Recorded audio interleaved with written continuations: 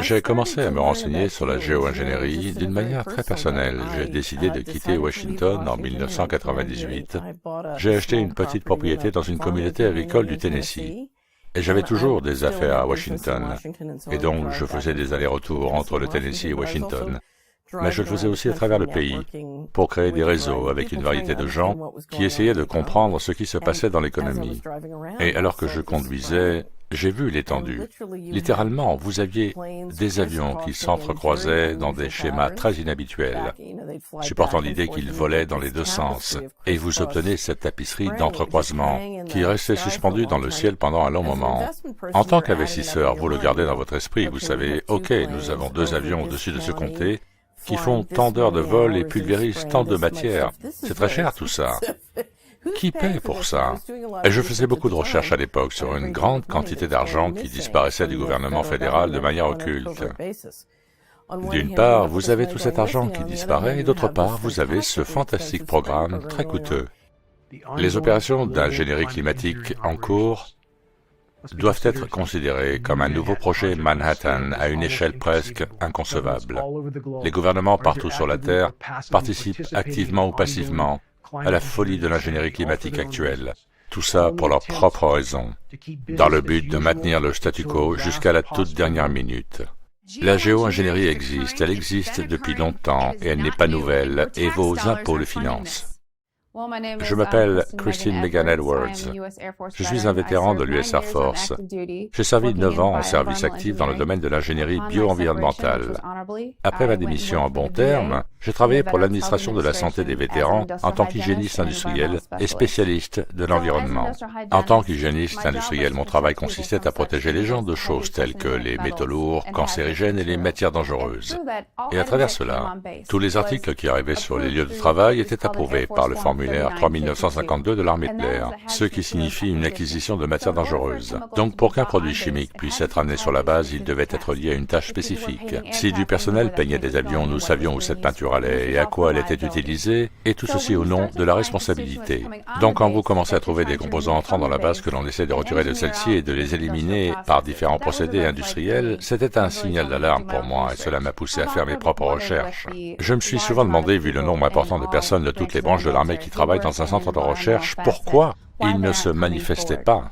Je pense que beaucoup de gens ne font pas le lien entre les deux. Je n'aurais jamais compris pourquoi ces composants étaient amenés sur la base si je n'avais pas entendu parler de la géo-ingénierie. Donc souvent, je pense que les gens soutiennent une opération, mais n'ont pas vraiment vu l'information extérieure pour comprendre pourquoi cela se passe et réaliser à quel point l'argent des contribuables est dépensé dans des opérations militaires, que ce soit en temps de paix ou en temps de guerre, et pour constater l'énorme coût pour soi-disant réduire les risques qui affectent la santé humaine et l'environnement. C'est une contradiction totale avec le fait que l'ingénierie géopolitique utilise des exemptions en temps de guerre pour ne pas être citée par le PA. C'est un énorme gaspillage, c'est une fraude et un gaspillage de la part du gouvernement américain. Et le fait que cela soit autorisé à continuer est pour moi incroyable. Je pense que c'est l'une des choses les plus dangereuses et diaboliques qui nous soit jamais arrivée. La chose la plus dangereuse à part un cataclysme nucléaire. Donc je le prends très au sérieux. Et nous ferons tout ce que nous pourrons pour essayer d'exposer le problème et d'encourager les gens à faire de même.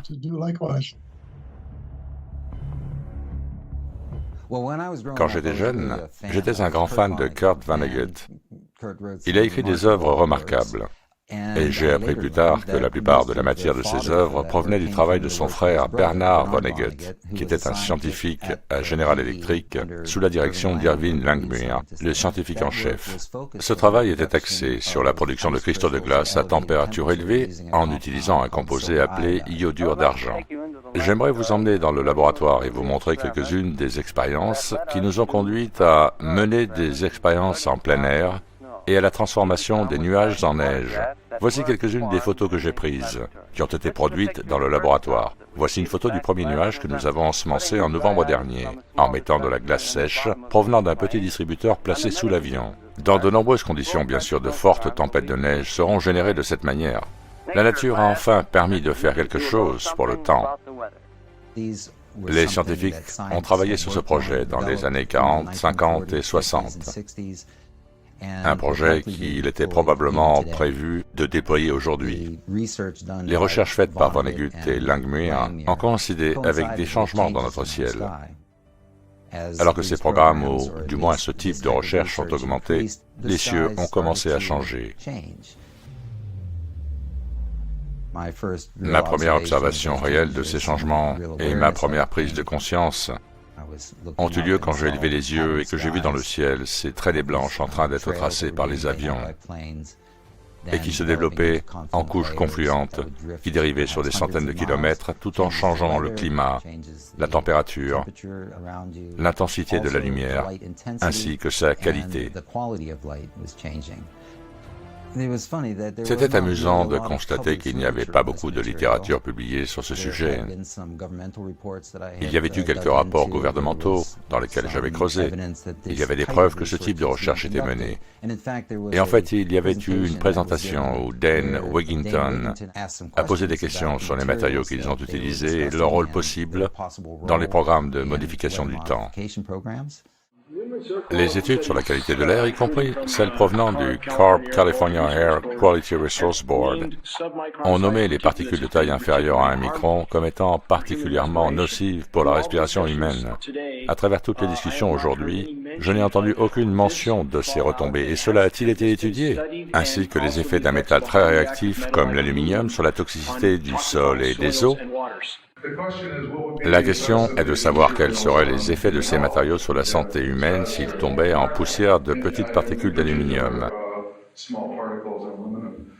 Dans notre modèle quantique, nous avons regardé combien de particules supplémentaires, de pluie acide supplémentaires vous obtiendrez à partir du soufre provenant de la stratosphère. Si on le faisait à un taux de 5 mégatonnes par an ou 10 mégatonnes par an de sulfate, et il s'est avéré que cette quantité est bien plus petite que ce que les humains mettent dans la troposphère sur une base annuelle, en brûlant des combustibles fossiles comme sous-produits, et même dans les eaux vierges, le sol aurait une capacité différente et ce ne serait pas nuisible. Donc les collaborateurs de mon travail sur les aérosols se sont concentrés sur les impacts sur la santé humaine. Et bien que nous ne l'ayons pas encore publié, la toute première chose que nous avons fait a été d'établir un ordre de grandeur sur le papier à dessin, mais avec un expert des impacts sur la santé, pour savoir si cela pouvait être un problème. Et la réponse est non. Le volume de particules est si minuscule par rapport aux charges sur la santé humaine. Et il y a d'autres choses qui m'inquiètent beaucoup, comme la pluie de particules. Si nous avons une troposphère où elles peuvent affecter les nuages élevés avec de l'aluminium ou d'autres particules, et il y a beaucoup d'éléments toxiques que l'on peut examiner sérieusement, mais si l'on ne pense qu'au nombre de particules et à l'énorme quantité d'émissions, on ne peut pas s'empêcher de s'inquiéter de l'impact sur la santé humaine avec ces petites particules. Et la réponse, mais nous ne l'avons pas publiée, est que c'est la première chose que nous avons examinée avec quelques-uns des plus grands experts en recherche épidémiologique concernant les impacts sur la santé humaine. Et c'est loin d'être le cas. Donc utiliser 10 mégatonnes d'aluminium déversé dans l'atmosphère ne provoque pas d'impact sur la santé humaine? Alors laissez-moi être plus prudent ici. Nous devons séparer la toxicologie sur l'aluminium. Nous venons juste de commencer à faire des recherches et à les publier. Maintenant, la question que je posais était purement sur les membranes des particules. Ce que nous avons fait, c'est de regarder les estimations globales, et nous avons maintenant une estimation globale des aérosols fabriqués à des fins épidémiologiques et de leur charge globale dans l'atmosphère, ceci en termes d'impact sur la santé. Et on pose ici que si on en rajoute avec les aérosols, ça ne pourrait avoir aucun impact, et la réponse est que ce n'était pas pertinent, c'était juste un nombre de particules amusant. Nous n'avons rien fait de sérieux sur ce sujet pour produire une réponse éclairée. Par conséquent, il pourrait y avoir quelque chose de terrible que nous trouvons demain. Donc, après avoir vu cette vidéo, j'ai contacté Dane et j'ai commencé à lui poser des questions parce que j'étais intéressé par ce qu'il savait déjà. Et il était très ouvert sur tout ce qu'il savait. J'ai réalisé qu'il avait publié beaucoup d'informations en ligne et j'ai commencé à les lire attentivement. Et j'ai trouvé qu'il creusait des sujets pour lesquels il y avait un manque de preuves scientifiques. Et c'est là que j'ai commencé à m'y intéresser et à y contribuer de quelque manière que ce soit. J'ai ensuite travaillé avec Dan et Grâce aux contributeurs, que je remercie vivement, j'ai pu faire un certain nombre de vols où nous avons pu échantillonner à travers ces traînées de condensation ou ces couches confluentes qui avaient été mises en place plus tôt dans la journée. Donc la première mission d'échantillonnage a commencé à l'aéroport international de Baltimore-Washington. L'Université du Maryland possède un Cessna bimoteur qui est un laboratoire volant. Il est équipé d'une buse d'échantillonnage à l'avant qui collecte des échantillons d'air avant tout contact avec l'avion, les moteurs ou tout ce qui se trouve derrière. Ces échantillons sont ensuite prélevés dans un tube qui passe à travers une cassette de filtres. Et ces filtres sont des filtres en fibre de verre qui sont des filtres à pores assez larges qui capturent efficacement la pollution du sol, donc les particules ayant une taille de 2,5 microns. Et ils ont fait un très bon travail, mais ce n'est pas vraiment l'équipement adéquat pour complètement évaluer le nombre de particules qui pourraient être plus petites que ça. Et on parle de particules de 10 à 100 fois plus petites que les particules de PM 2,5. Mais ils en capturent certaines. Et nous avons volé dans une zone de contrôle aérien. Et nous avons fait de grands cercles pour essayer de prendre de l'altitude, mais les tours de contrôle ne nous permettaient pas d'atteindre l'altitude nécessaire. Ils veulent que vous restiez dans cette zone. Le deuxième vol que nous avons effectué est parti de Baltimore-Washington jusqu'à l'aéroport international d'Albany. Ok, nous sommes en phase pré-vol ici. Ce matin, nous avons observé les émissions de plusieurs avions en haute altitude, volant entre 25 et 40 000 pieds. Et les traces laissées par ces avions se sont étendues en une couche confluente. Et l'angle faible du Soleil, le matin, nous a permis d'observer les effets de polarisation de la lumière en utilisant de simples lentilles polarisantes. Et nous pouvions voir ces évidents schémas qui étaient tracés dans le ciel. Nous avons été très reconnaissants d'avoir eu l'opportunité de pouvoir observer ces matériaux et de pouvoir échantillonner la couche nuageuse. Nous avions l'intention de faire une mission d'échantillonnage de point à point, où nous pourrions atteindre des altitudes approchant les 20 000 pieds. Malheureusement, lors de notre vol de Baltimore-Washington à Albany, la couche que nous avons observée était à 27 000 pieds. Et je pense que nous sommes allés jusqu'à environ 23 000 pieds, peut-être. Et donc, nous sommes en dessous de la couche confluente que nous avons observée. Nous avons atterri, déjeuné et fait le plein de carburant. Nous avons deux échantillons de contrôle vierge. L'un a été prélevé avant le vol, l'autre après. Nous devrions avoir à nouveau deux échantillons aveugles. Et en fait, trois échantillons, l'un pendant la montée, l'autre pendant le vol en palier, puis une légère montée de 17 000 à 21 000, puis on change de filtre et on prend un autre échantillon. Un troisième en descendant. Et ensuite, sur la mission de retour, nous avons remarqué que cette couche de nuages était descendue de 25 ou 27 000 pieds à environ 17 000 pieds. Donc nous pouvions facilement l'atteindre. Et nous avons prélevé des échantillons sous la couche nuageuse. Et je dis nuageuse, je veux dire une couche induite. Nous avons échantillonné à travers cette couche confluente et au-dessus d'elle.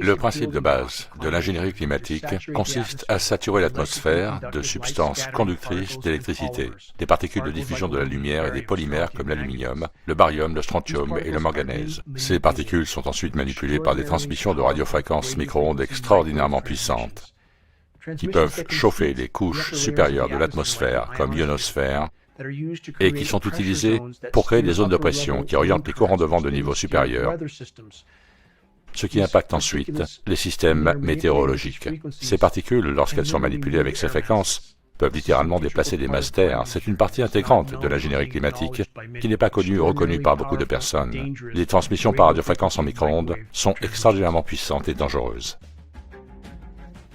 Les champs électromagnétiques sont des sources d'énergie et elles vont interagir avec l'humidité de l'air, ou celle de notre corps, ou quoi que ce soit de ce genre. Et il n'est donc pas du tout surprenant de trouver un certain mouvement en relation avec l'exposition de la météo aux champs électromagnétiques. Quand vous avez des choses comme HAARP qui peut envoyer des ondes électromagnétiques dans la colonne d'air, si vous envoyez des fréquences plus basses, vous pouvez calmer et refroidir, ou vous pouvez exciter et réchauffer. Donc, il y a un contrôle complet de la température dans l'environnement. En 1985, Bernard Eastland a déposé des brevets. Beaucoup affirment que ces brevets sont devenus le plan directeur de HAARP, un programme de recherche sur les aurores actives à haute fréquence. HAARP est une grande antenne par laquelle nous envoyons l'énergie de la radiofréquence dans la haute atmosphère. Ces applications, mentionnées dans les brevets, sont la destruction de missiles, le contrôle et la perturbation des communications. Il y avait d'autres idées pour éventuellement modifier la météo. Ce que nous pouvons faire avec une antenne est de changer la partie du ciel dans laquelle on insère l'énergie. Les antennes combinées de HAARP génèrent une énergie concentrée de milliards de watts qui pénètre la basse ionosphère et interagit avec les courants de l'électrojet auroral. Dans certaines applications, les militaires reconnaissent qu'ils peuvent littéralement soulever la ionosphère. Et ce qu'ils disent, c'est que ce n'est pas un problème, c'est une courte période de temps. Mais, cependant, quand vous soulevez l'ionosphère, la basse atmosphère s'engouffre dans le vide et le remplit, ce qui modifie les modèles météorologiques localisés. Et à sa plus grande puissance suggérée, si vous le propulsiez pendant 1h30, cela équivaudrait à l'énergie d'une bombe à hydrogène. Cette installation HAARP n'est qu'une seule sur des centaines réparties sur la Terre entière. Vous pouvez créer des dômes de haute pression dans l'hémisphère nord, ce qui crée une rotation dans le sens des aiguilles d'une montre, tout comme la poulie, qui leur permet de diriger les vents de niveau supérieur dans presque toutes les configurations qu'ils souhaitent. Donc les zones qui se trouvent sous ce dôme de haute pression grillent. Elles grillent. Regardez cette sorte de bulle. Cela n'est-il pas un indice? C'est un dôme de haute pression stationné au-dessus de nos têtes et qui fait en sorte que rien ne puisse s'écouler. Vous n'auriez jamais vu cela d'un point de vue météorologique il y a 20 ans, jamais. Quand vous avez deux choses qui ont le même mécanisme d'action, on s'attendrait à ce que leurs effets soient additifs ou plus qu'additifs, c'est-à-dire synergiques. Nous parlons de modèles météorologiques. Vous avez du brouillard, des gouttelettes d'eau, vous avez de l'eau dans l'air. Lorsque ces gouttelettes d'eau sont irradiées par des micro-ondes, elles font la même chose que dans notre corps. Elles génèrent des espèces réactives à l'oxygène. Et quand les nanoparticules sont dans cette eau, elles vont faire la même chose à nouveau. Donc, au minimum, on pourrait s'attendre à ce que ces effets soient additifs, avec la possibilité qu'ils soient plus qu'additifs. Et si les fréquences font ça aux particules, qu'est-ce que cela provoque en nous? Quel est l'impact sur l'architecture de la vie, étant donné que tout ce qui est vivant contient de l'eau, sous une forme ou sous une autre? Que nous arrive-t-il? Et regardez ce qui arrive à un flux d'eau lorsqu'il est exposé à des fréquences élevées. Difficile à croire, et quand vous y ajoutez des particules, l'effet est encore plus profond. Il y a un émetteur de radiofréquence qui, en se basant sur la direction de transmission du signal, isole les précipitations et bloque toute une partie de celles-ci. Il s'agit de l'un de ces émetteurs de radiofréquences qui sont mis en place partout dans le pays, partout dans le monde, ou partout où le réseau électrique le permet. À nouveau, on voit ici l'émission de radiofréquences sculptant un angle de 90 degrés. C'est l'effet global, complètement artificiel. Il n'y a pas un météorologue qui ne sache pas ce qui se passe. Aucune chance. Beaucoup posent cette question. Les cyclones, les ouragans peuvent-ils être manipulés? La réponse courte est oui. Le projet Cyrus. L'armée américaine a été engagée dans des programmes de manipulation d'ouragans depuis au moins 1947. Et ces programmes ont été en cours depuis lors. Bien que l'armée américaine le nie, elle prétend avoir arrêté ses recherches. C'est un mensonge flagrant. GeoengineeringWatch.org a capturé des séquences filmées de transmission de fréquences radio, utilisées pour manipuler les particules atmosphériques pulvérisées par les opérations d'ingénierie climatique, afin d'orienter et de diriger les ouragans. Ils peuvent être manipulés à un degré que peu peuvent comprendre. Nous avons des images satellites de la NASA, disponibles sur le site, qui montre une extraordinaire manipulation de l'atmosphère au large de la côte ouest de l'Afrique, d'où proviennent les cyclones du bassin atlantique. Et il n'y a pas de théorie, il n'y a pas d'hypothèse, il n'y a pas de conjecture, la manipulation des cyclones est absolument positivement en cours. Une part de cette technologie est en fait issue du programme Furtif. Le programme Furtif était l'idée d'essayer de réduire la quantité d'énergie radar réfléchie par un avion. On pouvait mettre des particules de métal dans la peinture elle-même. Ces particules absorbaient alors cette énergie. Mais si vous mettiez ces particules dans l'air et que vous diffusiez un signal qui est accordé sur la fréquence exacte qui correspond à leur taille, et c'est la clé. Toutes ces particules sont de tailles identiques. Elles répondent à une fréquence spécifique. Et quand vous transmettez cette fréquence, vous pouvez faire chauffer toutes ces particules. Et si cette masse d'air contient de l'humidité, n'importe quel type d'humidité, elle s'élève et se dilate, et c'est ainsi que vous pouvez générer un système météorologique. Un aspect essentiel de l'ingénierie climatique est la capacité de l'ingénieur du climat de fabriquer un temps d'hiver avec des processus brevetés de nucléation chimique de la glace pour la modification du temps. En faisant cela, ils peuvent voir l'humidité des nuages, avec ce que l'on appelle des éléments en réaction endothermique, qui absorbent l'énergie et créent une couche d'air dense et froide, qui descend à la surface de la Terre. Une couche froide peu épaisse, peut-être de quelques centaines de pieds d'épaisseur, qui crée l'illusion d'un temps hivernal sur une Terre en état d'urgence. Donc les températures de surface sont en fait très froides, parfois incroyablement froides, mais cela reste une couche peu profonde. Il s'agit de fabriquer des événements météorologiques hivernaux qui sont ensuite montés en épingle par les grands médias, divisant la population et la rendant perplexe quant au véritable état de notre Terre et à ses réelles températures. Ils se sont souvent concentrés sur des régions particulières, comme en 2014 à Boston, sur la côte est des États-Unis, en créant tempête de neige après tempête de neige après tempête de neige, avec de l'humidité nucléée chimiquement, accompagnée de titres sensationnels sur cet événement. 100 millions d'Américains ont été touchés par une tempête d'hiver comprenant à peu près tout l'arsenal météorologique, et en convainquant une grande partie de la population qu'il n'y avait rien d'anormal avec le climat. Il y avait en fait des records de froid dans certains endroits, et donc dans d'autres endroits il y avait une chaleur record même pendant les mois d'hiver. Les gens ont tendance à ignorer cela.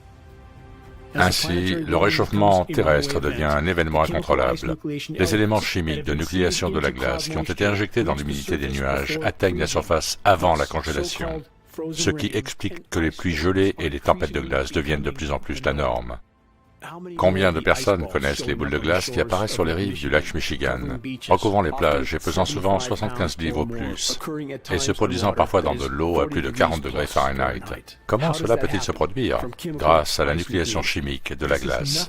Ce n'est rien de moins qu'une guerre météorologique hivernale avec des accumulations de glace destructives provenant de cette nucléation chimique, de l'encensement des nuages produisant de la neige dangereusement glissante et gelée. Les matériaux qui contiennent des tensioactifs sont utilisés dans les opérations d'ingénierie climatique de nucléation chimique de la glace et d'encensement des nuages afin de réduire la coagulation des particules, c'est-à-dire d'empêcher les éléments du génie climatique de se coller ensemble et de former des particules plus grosses qui descendraient plus vite vers la planète, ce qui ne serait pas favorable au scénario de guerre hivernale.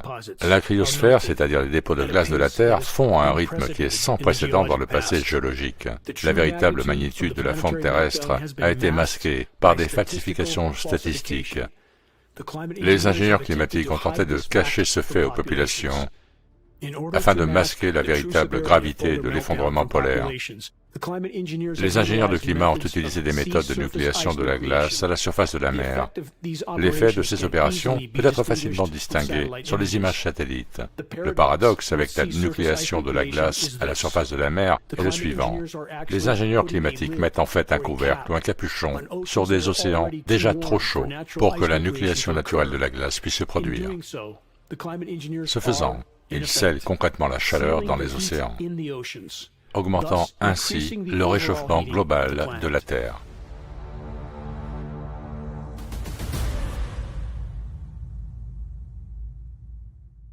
Voici un autre grand spécimen de chêne noir. C'est la mi-février. Il a déjà ses feuilles. Il a 2 mois d'avance sur le moment où il devrait avoir ses feuilles. Les feuilles de l'automne dernier sont restées dans les arbres et, à la fin du mois de novembre ou au début du mois de décembre, quand il y a une certaine série de pluies, et c'est ce qu'on a vu ces 4 dernières années, toutes les feuilles des arbres à feuilles caduques sont mortes, mais restent accrochées à celui-ci, comme vous le voyez, plus bas, sur cet arbre. Et il nous paraît qu'une sorte de défoliant est utilisé dans le mélange de pulvérisation de l'aérosol.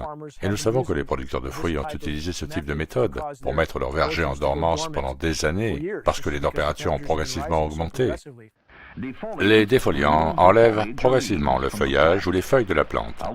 Une semaine après la pulvérisation du défoliant, les plantes deviennent sèches et presque sans feuilles.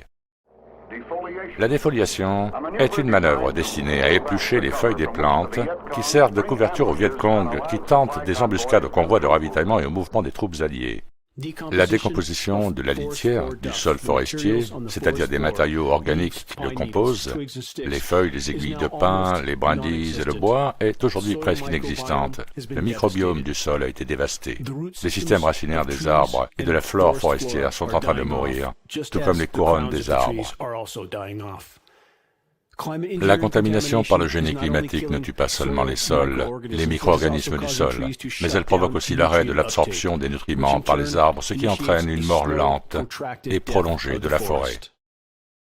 À cause de l'effondrement de la couche d'ozone, les radiations UV intenses provoquent la fermeture des stomates, les orifices respiratoires des arbres.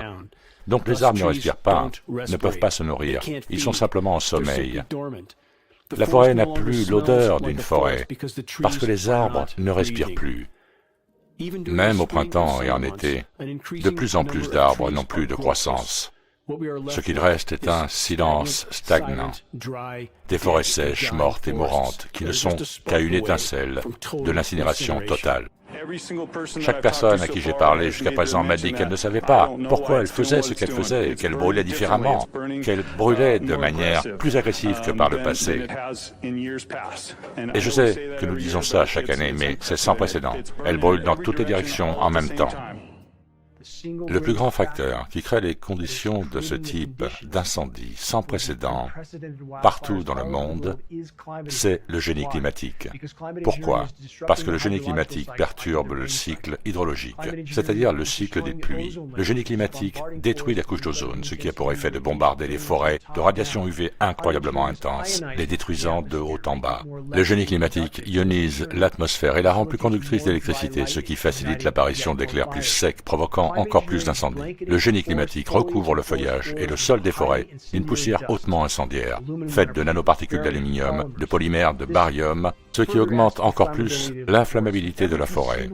Dans toutes les directions possibles et imaginables, le génie climatique est le plus grand facteur de causalité dans l'apparition de ces feux épiques qui dévastent les forêts du monde entier. L'équilibre de notre planète a été complètement rompu,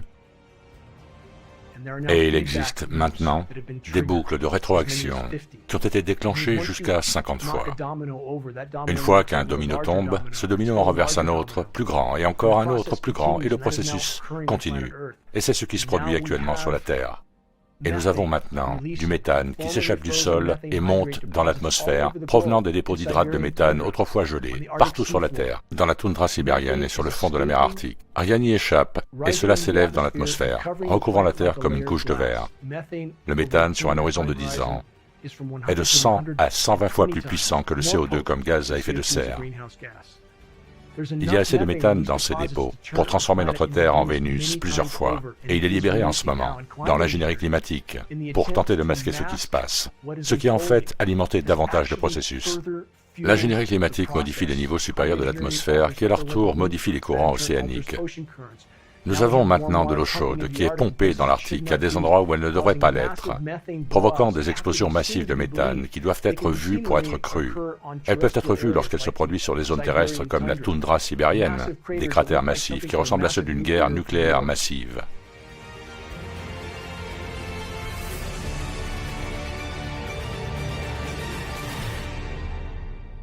La question que les gens devraient se poser est la suivante. Si cela se produit, pourquoi personne n'en parle? Selon les classifications de sécurité qui peuvent être attribuées à un programme, celui-ci peut être contenu dans une veine étroite et garder la transparence totalement à l'écart. Absolument. Et il peut en être de même avec les contractants et les sous-traitants qui travaillent sur le même programme. C'est ce à quoi il faut s'attendre. N'importe quel entrepreneur qui s'occupe d'un programme classifié sera aussi compartimenté que le bureau du programme gouvernemental lui-même. C'est l'objectif. Les règles de base sont les mêmes. En fait, vous ne pouvez même pas ramener cela à la maison et en parler avec votre famille, vos amis ou d'autres personnes qui ne sont pas également autorisées à participer à ce programme spécifique, quel qu'il soit. Vous devez uniquement savoir ce que vous avez besoin de savoir. Et donc il suppose que la plupart des gens n'ont pas besoin de savoir quoi que ce soit, et que les autres ne doivent en savoir qu'un peu, à l'exception des personnes qui tirent les ficelles.